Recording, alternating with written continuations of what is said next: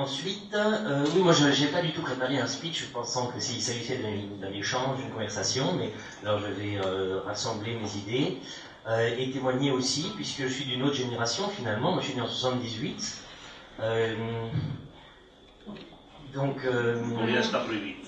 Non, mais c'est intéressant aussi de voir les trois. Et donc moi j'ai commencé par voir Camus comme un classique. C'est-à-dire que je l'ai eu par l'école, et donc j'ai commencé par avoir, par rapport à Camus, en tant que classique, une sorte de refus. C'est une question importante quand on transforme un écrivain en un classique. C'est qu'en fait on l'entoure d'une forme de barrière, on le monumentalise, et c'est une grande difficulté par la suite de maintenir vivante ou tremblante la parole qui se trouve dans ses livres. Un jeune garçon comme moi qui, à 15 ans, aimait beaucoup la littérature au point de vouloir en faire sa vie, j'écrivais, etc. Je prenais tout ça très au sérieux. Les écrivains qui étaient dans la bouche des professeurs, forcément commençaient mal leur carrière parce qu'on préférait toujours découvrir par nous-mêmes. Il me semblait que la voie de la littérature c'était une voie de liberté et donc contradictoire avec l'obligation de lecture. C'est un problème très délicat que la monumentalisation des grands écrivains. Donc j'ai commencé d'abord par trouver que, puisqu'il fallait obligatoirement le lire, il fallait obligatoirement éviter de le lire, si je voulais garder une lecture libre. Ce qui finalement a porté certains fruits, parce que comme après mes études, je n'ai pas été dégoûté de la littérature, au contraire, j'y suis revenu, mais alors du coup fort tard.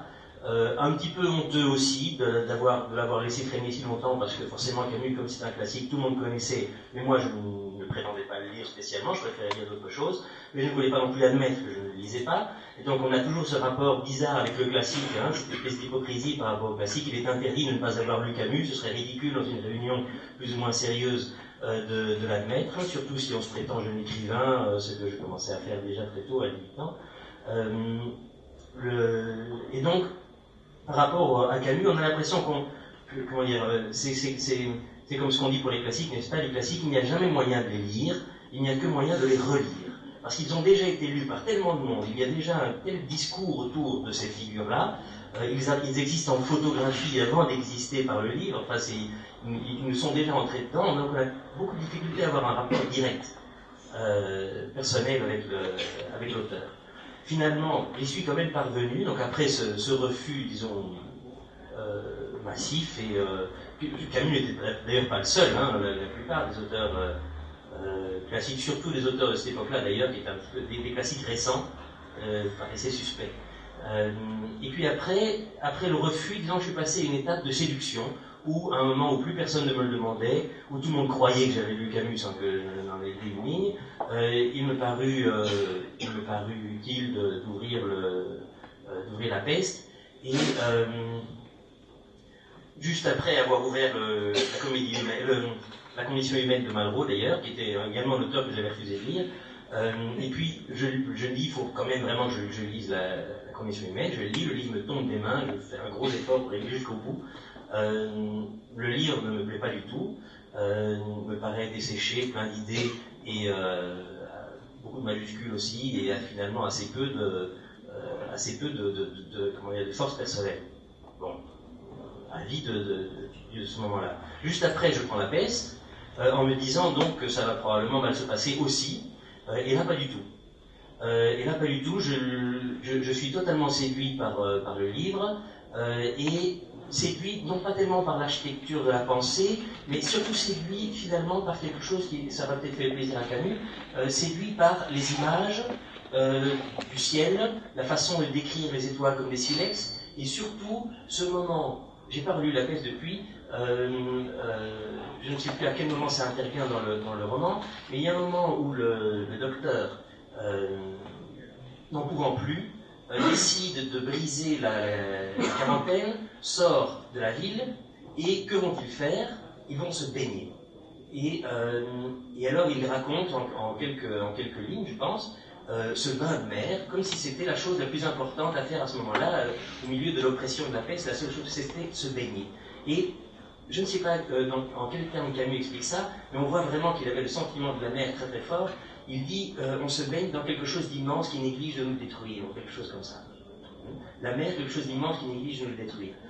Ça m'a ces choses-là m'ont beaucoup impressionné chez Camus et m'ont donné justement ce que je n'avais pas trouvé chez Malraux, un sentiment de la vie bien plus profond que l'expression seulement d'une idée ou d'un programme idéologique. Ensuite, bien entendu, au total, La Peste était quand même très convaincante aussi d'un point de vue idéologique, d'un point de vue moral, puisque c'était encourager, disons, l'espoir têtu en dépit d'une réalité insatisfaisante, voire catastrophique, qui de toute façon se répéterait dans l'histoire encore et encore. Puisque si je me souviens bien, la fin de La Peste, c'est ça, c'est terminé, mais enfin, jusqu'à ce que ça recommence. Bientôt peut-être. Donc voilà, deuxième approche de Camus, une forme de séduction à partir de ces images poétiques. En quelque sorte, Camus poète, et c'est d'ailleurs pas mal d'avoir ici cette exposition où on voit le rapport de Camus et de Chartres, parce qu'effectivement, contrairement à Sartre par exemple, contrairement à Malraux aussi, Camus avait ce côté poète, comme disait quelqu'un là, on y reviendra, Camus n'est pas un enfant de la ville, Camus est né en tout cas pas un enfant de Paris, Camus est né dans cette province lointaine de la France, qui était à l'époque l'Algérie, où ce n'était pas du béton et des maisons qu'on voyait, mais c'était du paysage. Et il dit, voilà, c'est Vargas Llosa qui dit ça. Vargas Llosa dans un article sur Camus, disant, il ne faut pas oublier que Camus est né dans un paysage et que c'est très important dans la formation d'un écrivain. Et en effet, il me semble que c'est peut-être la chose la plus durable, la plus profonde chez Camus. Quand ses idées auront passé, il restera cette force poétique qui maintiendra, à mon avis, ses livres à flot pendant très très longtemps. Quand d'autres livres, comme par exemple des livres de Sartre plus ou moins contemporains, la trilogie que Sartre écrit sur la Deuxième Guerre mondiale, là aussi, c'est un petit peu comme la condition humaine, pour moi en tout cas, c'est des choses qui vieillissent. Mais la poésie a ce charme de ne pas vieillir, justement, parce qu'elle touche à des choses qui sont éternellement vibrantes. Et donc Camus, d'abord, deuxième aspect, la séduction. Et puis après, troisième aspect, là, prenant déjà un petit peu de bouteille, l'intérêt. C'est-à-dire que c'est un auteur vraiment intéressant, non pas au sens parce qu'il aurait approfondi certaines questions qui peuvent intéresser certains, qui peuvent désintéresser d'autres. Non, parce qu'il semble s'être affronté aux seules questions vraiment intéressantes, à savoir comment est-ce qu'on peut faire pour vivre aujourd'hui et en plus en tant qu'écrivain. Donc forcément c'est très parlant, c'est très stimulant pour un jeune écrivain, et ça me renvoyait alors à la nostalgie de cette époque où Camus vivait et où l'écriture avait un sens et une fonction sociale. L'écriture n'était pas un jeu gratuit, loin de là. Camus d'ailleurs en fera un peu son cheval de bataille.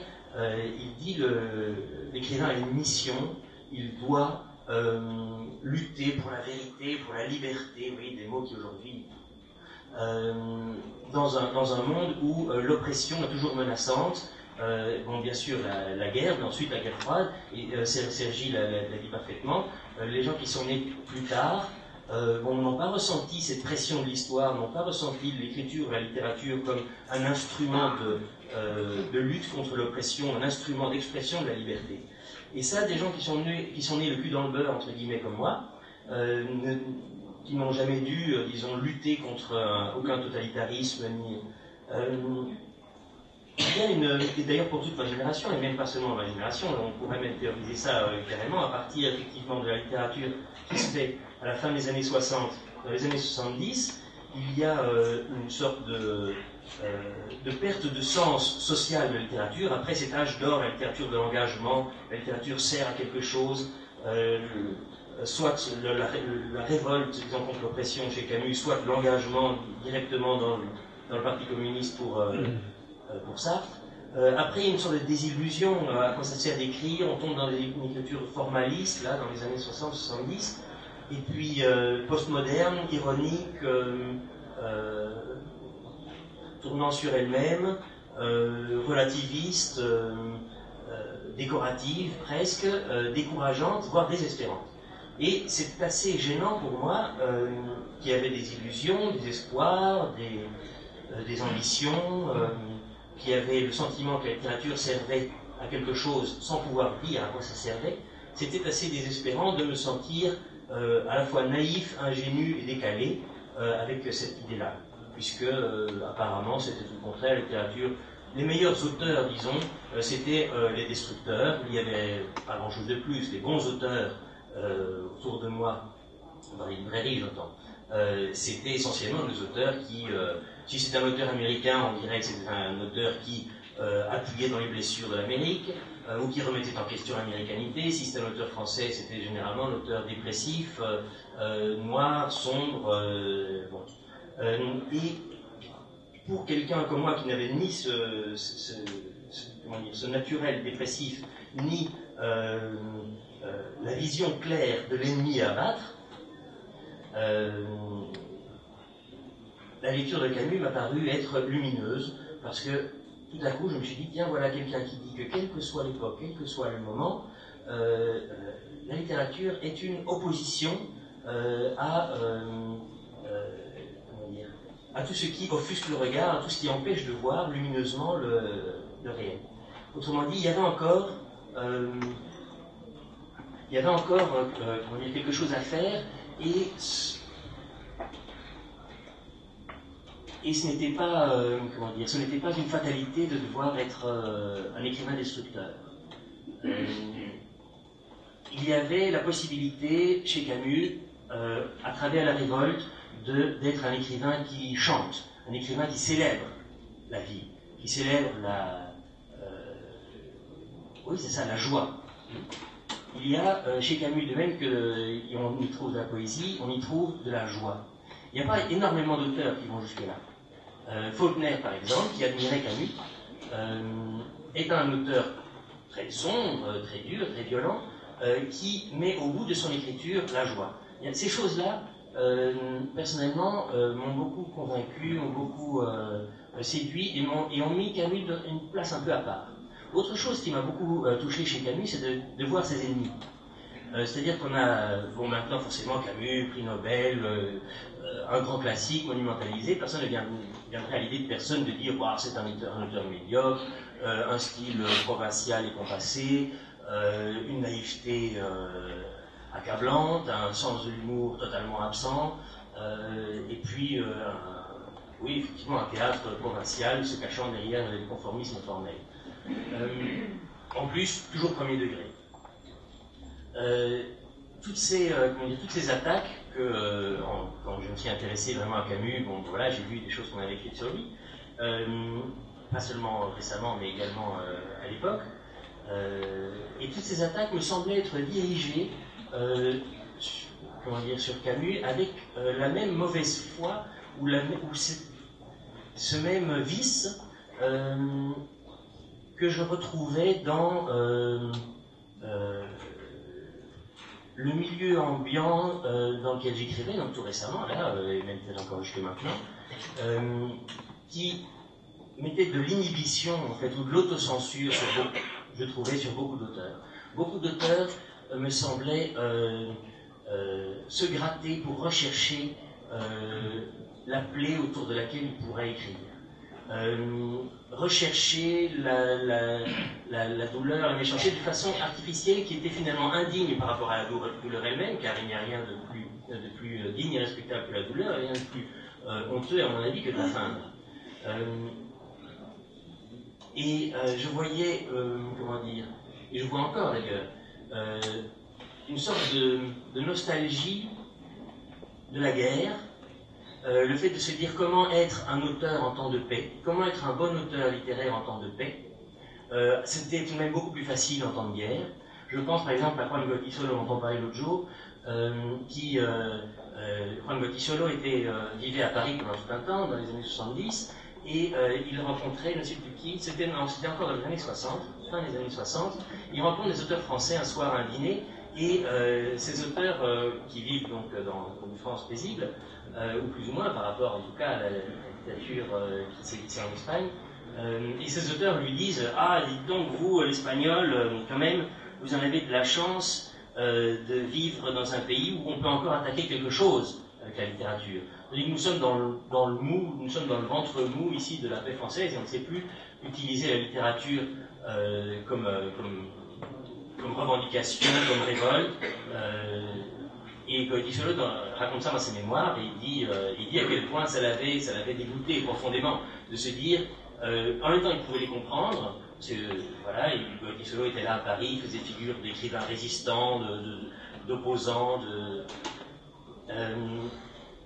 et puis il disait oui mais bon, si jamais on lutte pour la liberté et la paix, et si la liberté et la paix signifient qu'il n'y a rien à écrire ou que la littérature devient une sorte d'éparpillement de l'âme, plus ou moins mollement subjectif,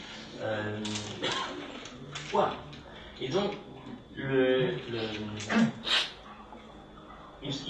me semble que Camus est un de ces personnages qui, par justement sa volonté de célébrer fondamentalement la vie tout en respectant la révolte et la liberté, au niveau individuel, pas seulement contre un pouvoir oppresseur directement, mais de façon individuelle.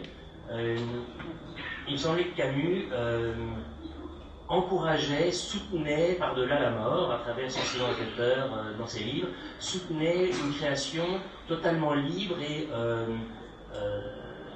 franche, sincère, en prise directe avec la réalité, et à la recherche de quelque chose qui ne devait pas forcément ressembler à ce qui avait fait la grandeur de la littérature passée dans les années de guerre en particulier, où la littérature tirait ses lettres de noblesse justement du combat, du risque politique, de l'engagement.